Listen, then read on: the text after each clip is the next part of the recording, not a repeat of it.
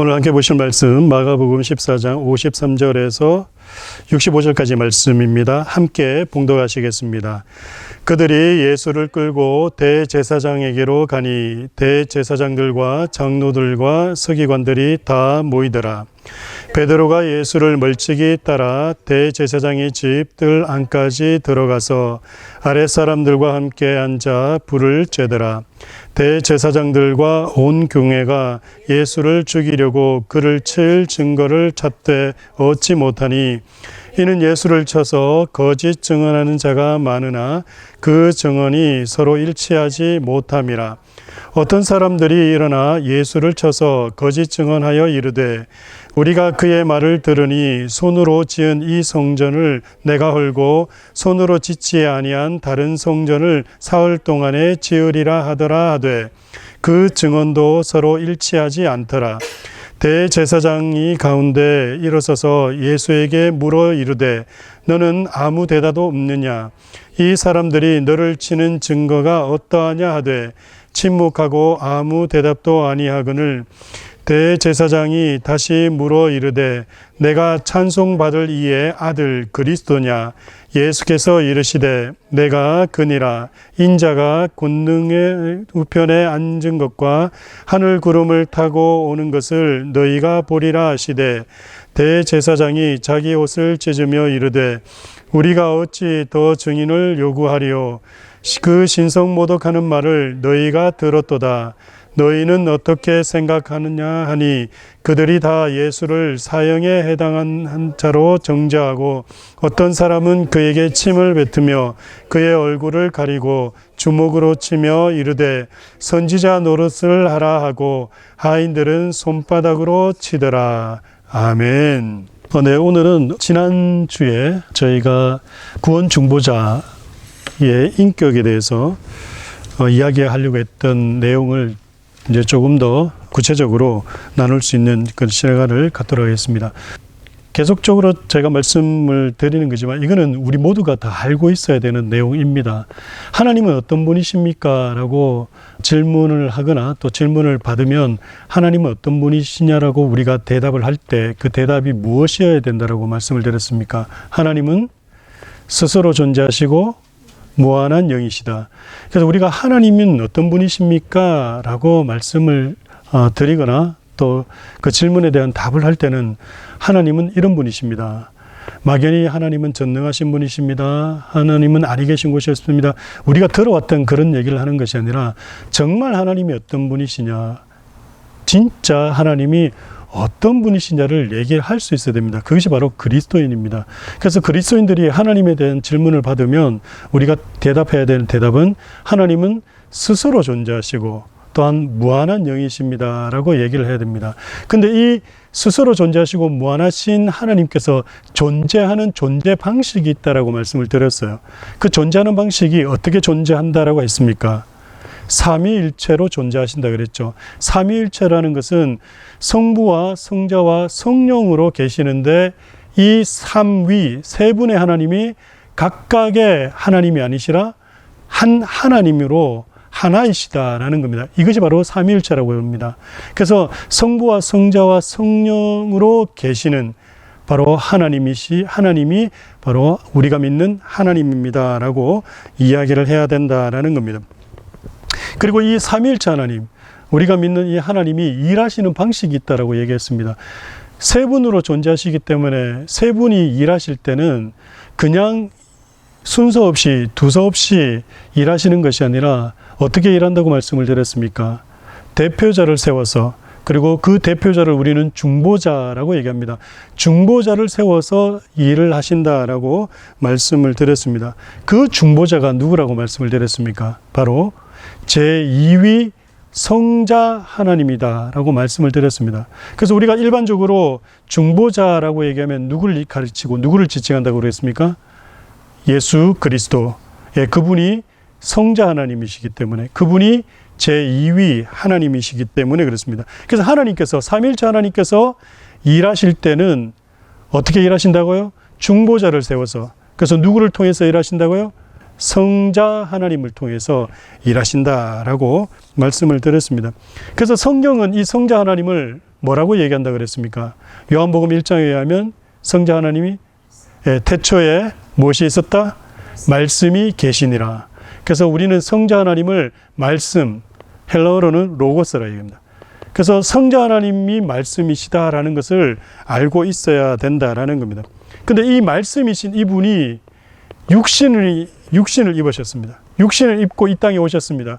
그래서 말씀이신 성자 하나님이신 그분이 육신을 입고 이 땅에 오셨던 그분의 이름이 무엇이라고 말씀드렸습니까?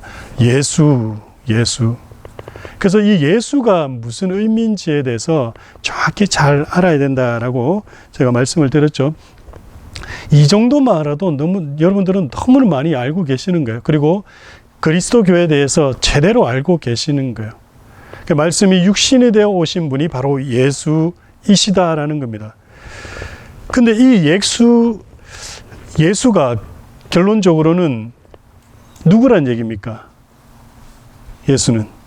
예수가 바로 성육신하신 하나님이시다라는 겁니다. 지금까지 쭉 말씀을 드린 것을 하나님은 어떤 분이십니까? 라고 쭉 말씀드린 것을 계속 얘기하다 오면 결국 예수로 가게 되는데 그 예수가 누구십니까? 라고 다시 묻는다면 결국 우리가 얘기하는 것은 뭐라고 얘기해야 되는 겁니까? 육신으로 오신 하나님이십니다. 라고 얘기해야 되는 겁니다. 그래서 많은 분들이 예수가 누구십니까? 라고 묻습니다. 세상 사람들이 우리에게 묻습니다. 그럼 우리가 얘기하는 것은 바로 말씀이 육신이 되어서 오신 성육신하신 바로 하나님이 예수 그리스도이십니다. 라고 얘기를 하는 겁니다. 그래서요, 이 예수, 말씀이 육신이 되신 이 예수를 신약시대 교회가, 초대교회는 뭐라고 불렀냐면 이 예수를 그리스도다라고 부른 거예요. 왜 그러면 예수를 그리스도라고 불렀냐라는 것을 오늘 이제 이야기하겠다라는 겁니다. 자, 여기까지 조금 복잡하게 느껴지실 수도 있고 어렵게 들리시는 분들도 있으실 거예요. 왜냐하면 우리가 한 번도 이 이야기를 들어본 적이 없어요. 뭐 한 번도 들어보지 못했다 그러면 조금 너무 과한 표현일 수 있지만, 그러나 이런 이야기들을 흔히 듣지 못했어요. 교회 안에서. 목회자들이나 또 설교자들이 이런 내용들을 자세하게 구체적으로 그리고 정확하게 얘기를 안 해주다 보니까 막연하게 우리가 신앙생활을 하던 것들이 많이 있다라는 거예요. 근데 그리스도 교회의 그 신앙의 대상이 누구입니까? 말 그대로 그리스도교는 그리스도가 우리 신앙의 대상이에요. 그럼 우리의 신앙의 대상이 그리스도에 대해서 제대로 알고 있어야 된다는 얘기예요. 제대로 알고 신앙생활할 때 그게 참 믿음이 되고, 그게 참 믿음이어야지만 어떻게 된다고요? 우리에게 영생이 주어지는 거예요. 그냥 내가 교회에 나와서 교회에서 예배하고 교회 다니고 교회 섬기고 교회 봉사한다고 해서 우리에게 구원이 주어지는 것이 아닙니다. 우리에게 구원이 주어지는 것은 요한복음 17장 3절에 있는 말씀처럼 영생은 곧 유일하신 참 하나님과 그가 보내신 자 예수 그리스도를 아는 것이다. 기사 아는 것이 믿는 거라고 얘기했죠. 알아야 믿죠. 모르는데 믿으면 그건 뭐라고요? 맹신이고 미신입니다. 맹신과 미신은 뭐가 되는 겁니까? 하나님 앞에서 우상 숭배가 되는 거예요. 그래서 우리는요, 정말 예수 그리스도를 제대로 바로 알고자 애쓰고 노력해야 됩니다. 그래서 초대교회는 교회가 시작할 때부터 무엇을 가르쳤다? 예수가 그리스도다라는 것을 선포하고 가르쳤다라는 겁니다. 날마다 그것을 가르치니까 어떤 일이 일어났다라는 겁니까? 구원받은 백성들을 주께서 더하셨다라고 사도행전에서 얘기하고 있는 거예요. 그래서 예수가 그리스도이심이 중요한 거야. 그리고 오늘은 바로 이 예수가 왜 그리스도가 되시냐라는 것을 이야기를 할 거다라는 겁니다. 그러니까 예수 그리스도라는 얘기는 많이 들어봤잖아요, 우리가. 예수 그리스도. 근데 우리가 예수 그리스도라 그러면 예수는 false name이고 그리스도는 last name이라고 생각했다라는 거예요. 근데 그게 아니라는 거예요. 예수 그리스도라는 것은 한 단어가 아니라 예수가 그리스도시다라는 것을 함축해 놓은 표현이 예수 그리스도라는 의미라는 거죠. 그래서 바로 오늘은 이 그리스도의 의미에 대해서 이야기를 할 겁니다. 자, 그리스도란 기름 부음 받은 자로서 히브리어 메시아의 헬라어 번역입니다. 이거는 여러 번 말씀을 드렸기 때문에 이해가 되실 겁니다. 메시아라는 이야기를 들어보셨죠? 메시아. 그 메시아라는 거는 히브리 말이에요. 히브리어인데 무슨 뜻이냐면 구세주라는 얘기입니다. 구원자. 구약 시대에 유대인들은 히브리 말로 구원자를 메시아라고 했습니다. 근데 왜 구원자를 메시아라고 했냐면 이 메시아라는 의미가 무슨 뜻이냐? 기름 부음 받았다라는 의미예요. 그러면 기름 부음 받은 사람은 아무나 기름을 부음 받느냐? 아니에요. 특별한 사명을 받은 사람들에게만 기름을 부었어요. 근데 그 특별한 사명을 받은 그 사람들이 기름 부음 받고 한 것이 뭐냐면 어떤 문제를 해결하는 일들을 했어요. 그래서 메시아라는 그 단어가 히브리 말로는 기름 부음 받았다라는 의미이지만 또한 사람들에게는 저 기름 부음 받은 사람이 뭐의 해결자다? 어떤 문제의 해결자다라는 것이 인식이 되었다라는 겁니다. 그래서 구약시대 사람들은 구원자를 메시아다, 기름 부음 받은 자를 메시아다라고 얘기를 한 겁니다. 그런데 이 히브리 말이 신약시대에 오면서 그리스, 그리거, 그리고 헬라어 말로, 히랍 말로 뭐로 바뀌냐면 그리스도라는 말로 바뀌게 되는 거예요. 그래서 메시아나 그리스도는 같은 의미다라는 거예요. 자, 한번 보시기 바라요. 첫째, 그리스도는 무슨 의미냐? 이스라엘의 왕이다라는 의미를 포함하고 있다라는 겁니다. 구약시대의 메시아 그리스도는 이스라엘의 왕을 의미했다. 왜 왕을 의미했냐면 구약시대의 왕은 무엇을 통해서 세워졌다? 기름 부음을 통해서 세워졌기 때문에. 그래서 제가 얘기했죠. 메시아가 무슨 뜻이라고요? 기름 부음 받은 자라는 의미라고 얘기했잖아요. 구약시대 때 기름 부어서 세우는 사람들이 세 부류의 사람이 있었는데 그 첫 번째가 누구였다? 왕이었다라는 거예요. 그래서 왕을 메시아다라고 부른 거예요. 누가요? 구약시대 사람들이. 여기까지 이해가 되시죠? 그래서 메시아라 그러면 왕을 의미하는 겁니다. 근데 그 메시아가 신약시대 때 헬라어로는 뭘로 바뀌었다고요? 그리스도. 그러니까 초대교회가 예수는 그리스도라고 얘기했다면 예수는 누구란 얘기예요? 왕이다라는 얘기입니다. 그래서 예수 그리스도라는 그 이름의 뜻에는 첫 번째 무슨 뜻이 들어있다? 예수는 왕이십니다. 예수는 임금이십니다. 라는 의미예요. 예수는 우리의 임금님이십니다. 우리의 왕이십니다. 라는 의미가 들어있다는 얘기입니다. 또한 구약시대에는요, 이 기름 부어서 왕을 세우면 이 왕은 어떻게 또 인정을 받냐면 사람한테 기름을 부어서 왕으로 세운 거잖아요. 하지만 종교적인 관점에서 이 왕은 기름 부어서 세우기 때문에 또 누구로 인정받냐면 하나님의 아들로 인정을 받는 거예요. 하나님의 아들. 왕이면서도 신의 아들로 인정을 받는 거예요. 기름 부어서 세우기 때문에. 그래서요, 그 복음서에서 나타나는 그리스도는요, 성령으로 기름 부음 받아서 메시아 곧 이스라엘 왕으로 임명이 됩니다. 요 임명되는 사건은 어디서 나오는지 알죠? 요 복음서에 보면 예수님께서 요단강에 가셔서 세례를 받습니다. 세례를 받을 때 그때 어떤 일이 일어납니까? 하늘에서 성령이 내려오십니다. 이것을 우리가 뭐라 그러냐면 성령으로 기름 부음 받았다라고 얘기합니다. 이것이 바로 뭐냐? 왕으로 세움 받음이고 또한 그때 어떤 소리가 하늘로부터 나타납니까? 이는 내 사랑하는 아들이요 기뻐하는 자다라는 이야기가 나오죠. 여러분 한번 성경 찾아보겠습니다. 마태복음 3장 16절 한번 찾아보세요.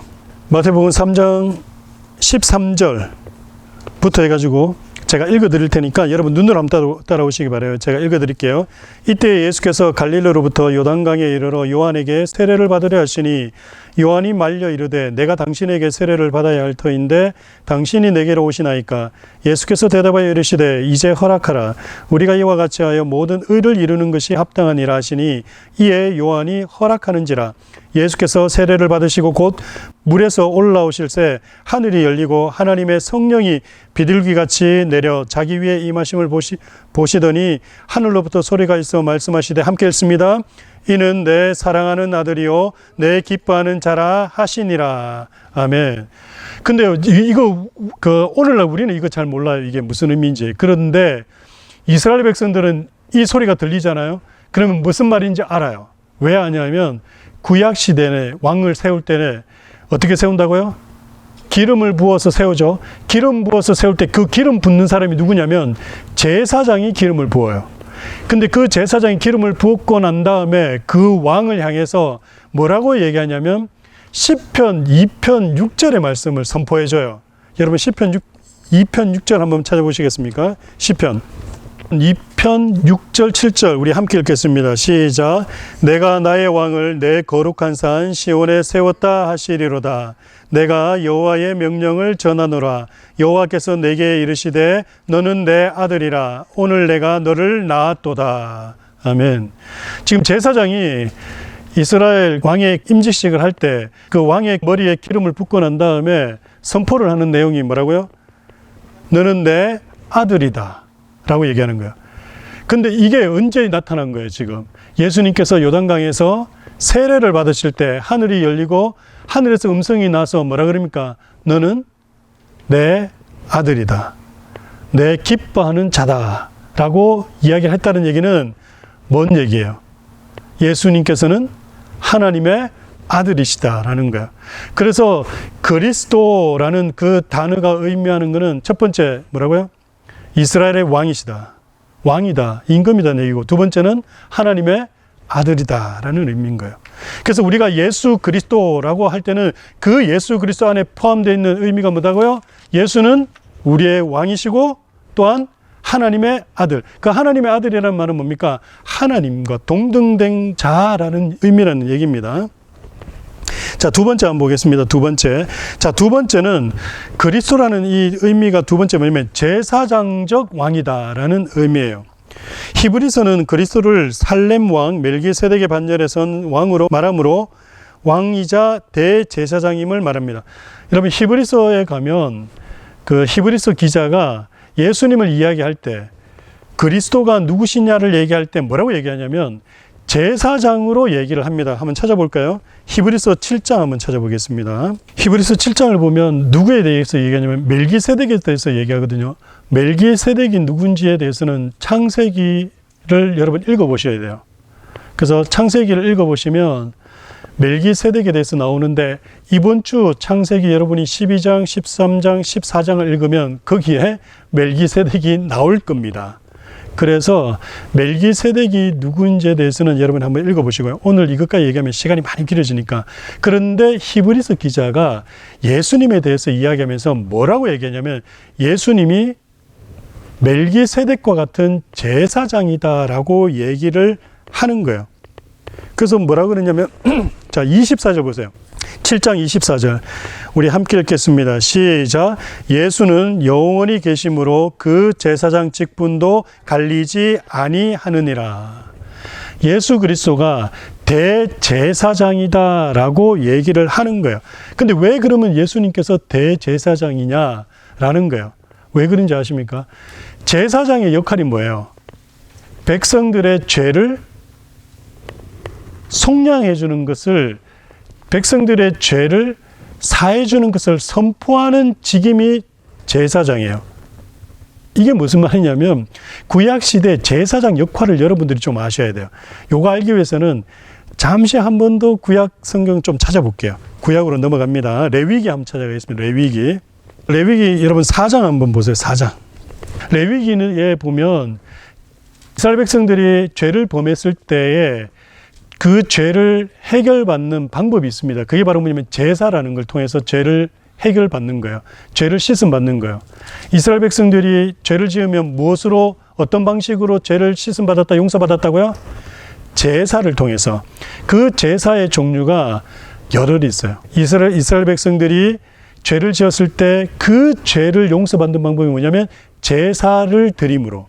근데 제사를 드릴 때 반드시 그 제사를 함께 집례를 해줘야 되는 사람이 누구냐면 제사장이라는 사람이 있어요. 그 제사장이 하는 역할이 뭐냐면 제주가 자기의 속죄제를 드리고 난 다음에 마지막으로 선포해 줘야 되는 얘기가 있어요. 지금 레위기 4장이 뭔 얘기를 하고 있냐면 속죄제를 드리는 걸 얘기하거든요. 속죄제. 그러니까 사람이 죄를 지었을 때 그 죄를 씻음받는 제사를 드리는 방법을 4장에서 이야기하면서 제사장이 마지막 그 제사가 끝나는 종결을 선언을 해줍니다. 어떻게 선언을 하냐? 여러분 20절 보세요. 20절. 함께 읽습니다. 레위기 4장 20절 시작. 그 송아지를 속죄제의 송아지에게 한 것과 같이 할지며 제사장이 그것으로 회중을 위하여 속죄한 즉 그들이 사함을 받으리라. 이게 뭔 말이에요? 제사장이 회중을 위해서 뭐 한다고요? 속죄를 선포하는 거예요. 지금 백성들이 죄를 지어서 속죄제를 드리러 왔어요. 그리고 속죄제를 드립니다. 드리고 난 다음에 제사장이 뭐 한다고요? 네, 속죄를 선언을 해줘야 돼요. 그 속죄를 선언을 해줘야지만이 그 제사를 드린 백성의 죄가 사해진다, 안 사해진다? 사해지는 거예요. 제사장이 만약에 죄가 사해짐을 선포하지 않으면 어떻게 된다? 안 사해지는 거예요. 그래서 제사장의 역할은 뭐다? 이스라엘 백성들이 죄를 지어서 죄를 짓고 난 다음에 그 죄를 속량받기 위해서 제사를 드리고 난 이후에 반드시 뭘 해줘야 된다? 네 죄가 속죄되었다라고 선포를 해줘야 돼요. 그게 제사장의 역할이에요. 우리 예수님께서 우리 죄를 위해서 당신이 십자가에서 대신 죽으심으로 그리고 어떤 일이 일어났습니까? 우리의 죄가 사해졌죠. 근데 그 십자가에서 우리 주님이 십자가 상에 달리셔서 마지막 하신 말이 뭐예요? 그렇죠. 다 이루었도다. 그 말은 뭡니까? 네 죄가 다 사함받았다. 그 전에 다 이루었다라고 얘기하기 전에 뭐라 그러냐면 아버지여 저들이 하는 그 일을 저들은 알지 못합니다. 라고 얘기하시면서 마지막 얘기하신 것이 다 이루었도다. 죄 속죄를 선포해 주신 거예요.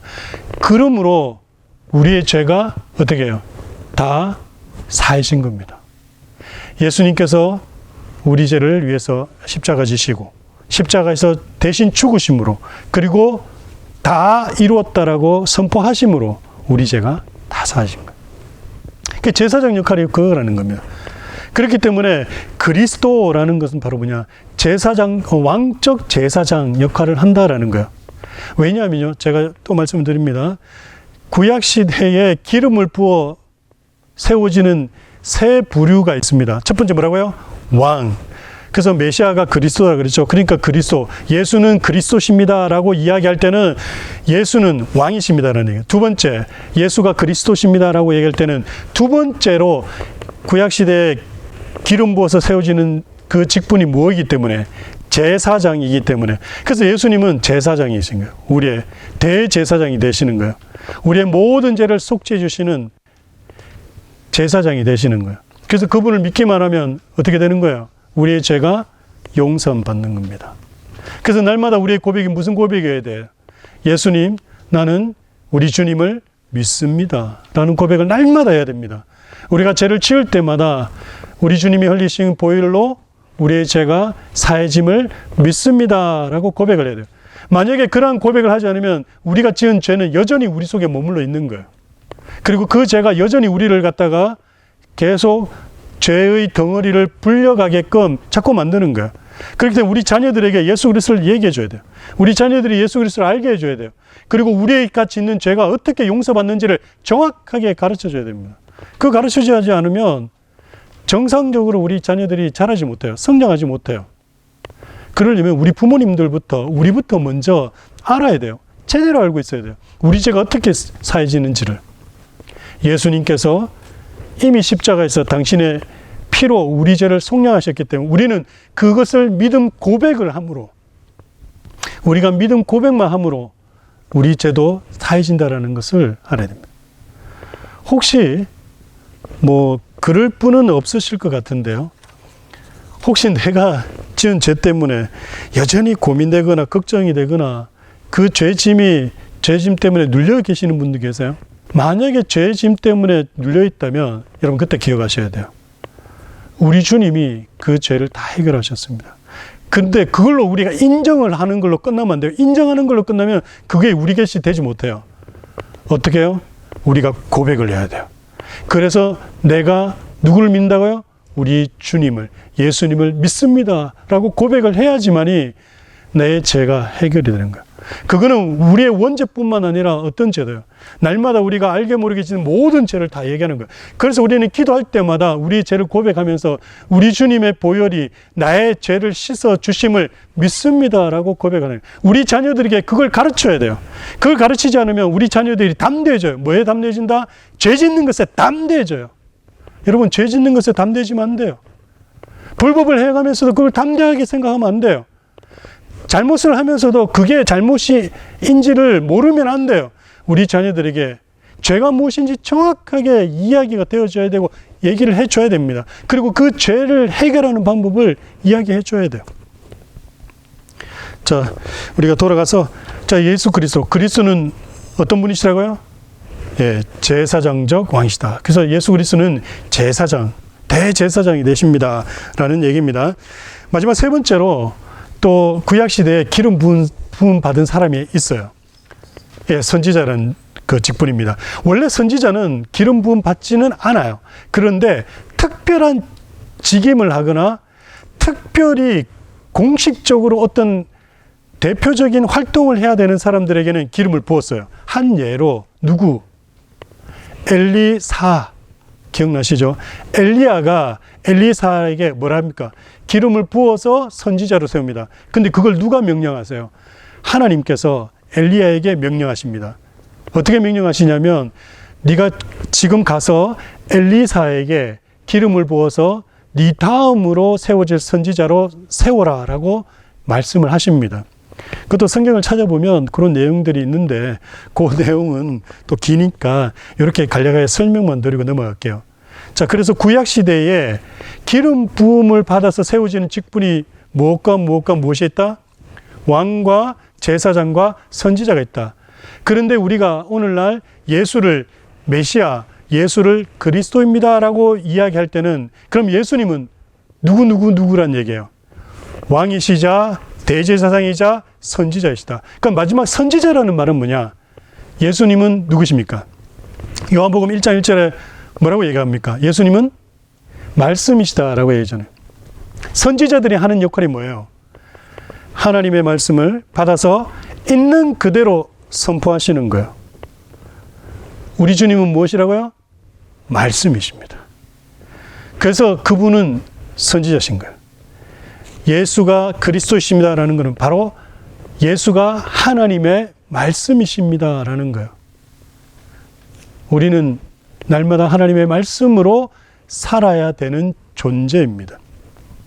하나님의 영인, 말씀이 우리 가운데 날마다 불어넣어져야 돼요. 하나님의 말씀이 우리 가운데 선포되어지지 않으면, 불어넣어지지 않으면 우리는 여전히 육으로만 밖에 못 살아요. 우리가 예수 믿음으로 영적인 존재로 새 사람으로 바뀌잖아요. 예수를 구세주로 고백하는 그 순간부터 성령께서 우리 가운데 오시기 때문에 어떻게 해요? 우리는 새 사람이 되는 겁니다. 그 새 사람이 사는 방식보다 하나님의 말씀으로 사는 거예요. 그래서 예수님이 뭐라 그럽니까? 사람이 무엇으로 살지 않는다? 떡으로 살지 않고 어떻게 해요? 여호와의 입에서 나오는 말씀으로 말미암아 산다라고 하는 이유가 뭡니까? 바로 우리 주 예수 그리스도가 하나님의 말씀이기 때문에. 그래서 우리는요, 날마다 무슨 말씀을 들어야 돼요? 예수가 그리스도이십니다 라는 말씀을 날마다 들어야 돼요. 딴 거 들을 필요 없어요. 딴 얘기 들으면 율법주의로 돌아가게 돼요. 기도 몇 시간씩 해야 된다. 성경 하루에 몇십 장씩 읽어야 된다. 그렇게 해서 자꾸 우리 의가 자라나게끔 하는 그러한 신앙생활로 바뀌어요. 그러나 참된 신앙은, 참된 그리스도교의 신앙은 뭐냐면 예수님께서 누구신지를 정확히 알고 그분을 우리 가운데 모셔 사는 삶, 그 삶을 살 때에 우리가 참된 그리스도인의 삶을 사는 거예요. 그래서 오늘 지난주에는 우리가 중보자가 예수십니다라는 그 예수가 어떤 의미인지에 대해서 우리가 살펴봤고요. 오늘은 그리스도라는 의미를. 그래서 예수가 무엇이었습니까? 하나님이 인간이 되신 거, 성육신 되신 거, 그분이 바로 누구시다? 예수다. 근데 이 예수가 누구시라고요? 그리스도시다라는. 근데 이 그리스도라는 의미가 뭐라고요? 우리의 왕이시고 우리의 대제사장이시며 하나님의 말씀이시다. 그래서 우리는 날마다 어떻게 해요? 그분의 말씀을 먹어야만 우리는 살 수 있는 존재가 된다라는 겁니다. 그래서 여러분 결론적으로 말씀드리면 이거예요. 예수가 그리스도시면, 그죠? 그분은 우리의 왕이십니다. 우리의 왕이시면 우리는 그분을 우리의 임금, 우리의 주인으로 섬겨야 함이 마땅한 거예요. 여러분 세상을 섬기면 안 돼요. 세상이 우리의 왕이 되면 안 돼요. 물질이, 돈이, 명예가, 권력이 우리의 왕이 되면 안 돼요. 우리의 왕, 우리의 임금, 우리의 주인은 오직 누구십니까? 예수 그리스도이십니다. 여러분 근데 이게 정말 중요한 거예요. 예수가 누구시라고요? 우리의 왕이시요. 우리의 왕이시면 우리의 주인이세요. 그러면 세상 우리가 이번 한 주간 살아갈 때 우리의 주인으로 누굴 모셔야 됩니까? 예수님. 그걸 모시고 살아야죠. 또 두 번째, 예수가 그리스도시라면 그분이 우리의 뭐가 되시는 거예요? 대제사장이 되는 거예요. 예수가 우리의 대제사장이심으로 우리의 모든 죄를 다 속량하시고 쓰실 수 있는 분이시다라는 거예요. 그리고 또한 우리의 죄가 다 사해졌음을 선포해 주시는 분도 누구시라고요? 예수 그리스도. 예수님이십니다. 오직 우리 죄를 갖다가 용서해 주실 수 있는 분은 누구밖에 없는 거예요? 예수님밖에 없습니다. 그래서 우리가 죄를 지으면 누구에게 나아가야 됩니까? 예수님께 나아가야 돼요. 죄 지었다고 아담처럼 숨으면 안 돼요. 뭐 그럴 일은 없겠지만 아담이 만약에 죄 짓고 난 다음에 뻔뻔하게 하나님 앞에 나갔으면 우리 일에 안 살았을 수 있습니다. 그런데 그렇지 못했죠. 왜요? 아담은 그때는 구세주를 몰랐기 때문이에요. 그러나 이제는 우리는 알잖아요. 예수가 어떠신 분인지. 그렇기 때문에 우리가 죄를 지으면요, 숨을 필요 없습니다. 당당하게 예수님께 나아가서 우리 죄를 고백하고 그분의 사하심을 우리는 받아야 됩니다. 그러면 어떤 일이 일어납니까? 죄 지어서 하나님을 반역한 백성인 우리가 다시 예수 그리스도의 피로 하나님의 백성 되는 놀라운 역사가 일어나요. 다시 하나님의 백성 되니까 어떤 일이 일어나는가? 성령께서 하늘의 신령한 것들을 우리에게 다 주시는 거예요. 여러분 이게 정말 귀한 겁니다. 우리 자녀들에게 이거 가르쳐 줘야 돼요. 하나님의 백성 된다는 게 얼마나 좋은 건지 가르쳐 줘야 됩니다. 마지막으로 예수가 그리스도시면 그분만이 참된 하나님의 말씀입니다. 그분만이 길이요 진리요 생명이십니다. 구약의 선지자들은 오직 하나님 말씀만을 선포했습니다. 예수 그리스도만이 하나님의 말씀이 되시는 겁니다. 그렇게 되면 날마다 우리는 예수 그리스도가 하신 말씀, 하나님의 말씀, 그 말씀으로만 살아야 됩니다. 세상의 가치관으로 살지 마셔야 돼요. 세상이 뭐라 그런데도 그거 믿으면 안 돼요. 우리는 세상이 뭐라 그런데도 세상을 따라가는 사람들이 아니에요. 오직 예수님만, 오직 성경이 말씀하고 있는 하나님의 말씀으로만 사는 자들이라는 거 우리는 꼭 기억해야 됩니다. 오늘 예수가 그리스도이십니다는 그 의미가 무엇인지를 여러분 깊이 새겨서 이번 한 주간도 우리의 왕이신 그분만을 모시고, 그분이 누굽니까? 예수 그리스도. 하나님이신 그분. 그리고 우리를 속죄하시는 대제사장 되시고, 또한 말씀 자체이신 그분만을 모시고 그분이 말씀하시는 말씀에 따라서만 살아갈 때 놀라운 기적의 역사가 일어날 겁니다. 분명히 일어날 겁니다. 여러분의 삶 속에, 이번 한 주간 우리의 삶 속에 하나님의 풍성한 은혜가 있기를 간절히 소원합니다. 기도하겠습니다. 참 좋으신 아버지 하나님, 오늘 예수가 그리스도이심에 대해서 저희들이 살펴보고 이야기를 나누었습니다. 우리 주님은 우리의 참된 왕이십니다. 진정한 왕이십니다. 우리의 임금이십니다. 우리의 주인이십니다. 우리의 임금이시고 우리의 주인이시기 때문에 이분 한 주간 우리의 삶을 책임져 주시는 분이심을 또한 고백합니다. 또한 우리가 죄 가운데 거한다 할지라도 우리 죄를 깨끗이 씻어주시고 다시 하나님의 백성으로 회복시켜 주시는 전능한 하나님이심을 믿습니다.